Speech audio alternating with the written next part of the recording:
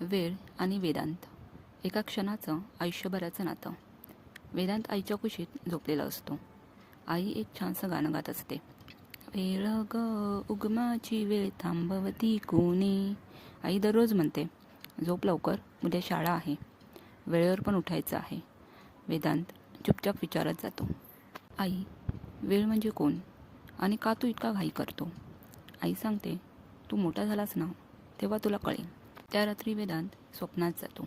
तिथे तो बघतो एक सुंदर बाग, रंगीत आकाश, हवेत तरंगणाऱ्या घड्याळाच्या सुई आणि तिथे एक वेळ दिसतो.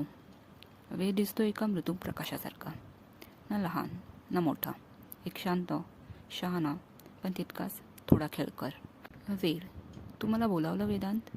वेदांत, हो, पण तू इतका विचित्र का आहेस आणि तू नेहमी धावत का असतोस? नक्की कोण आहेस तू आणि तू काय करतोस? तेव्हा वेदांत वेळेला रूप बदलताना बघतो आणि वेळही वेदांतला हसून उत्तर देतो, वेदांत, मी तुला मिळालेली ती संधी आहे जो तुला आठवण करून देतो की जीवन हे किती मूल्यवान आहे आणि मी तुला या जीवनाचे सप्तरंग दाखवायचे काम करतो. त्याचबरोबर तुझ्या या मूल्यवान जगात तुला हे सप्तरंग अनुभवायची संधीही देतो.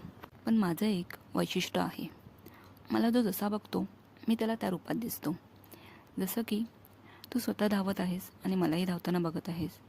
तुला स्वतःला खूप प्रश्न आहेत आणि तू माझ्याकडेही एक प्रश्न म्हणून बघत आहेस. तसेच कोणी मला थांबलेलं बघतं, कोणी मला कायमचं निघून गेलेलं बघतं, तर कोणी मला आनंदाने नाचतानाही बघतं, तर कोणी माझ्याकडे एक आव्हान म्हणून सुद्धा बघतं.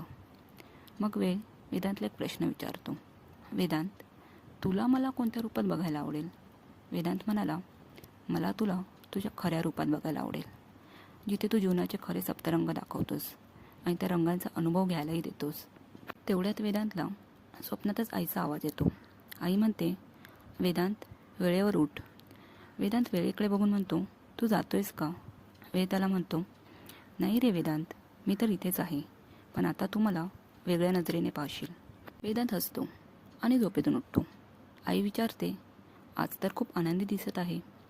तेव्हा वेदांत आईला सांगतो, आई, मी वेळेला भेटलो आणि वेळेने मला माझ्या प्रश्नाचे उत्तर दिले.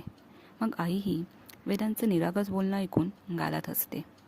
पण तेव्हापासून वेदांत मात्र वेळेवर खूप प्रेम करायला लागला आणि वेळेनेही त्याला खूप प्रेम दिले.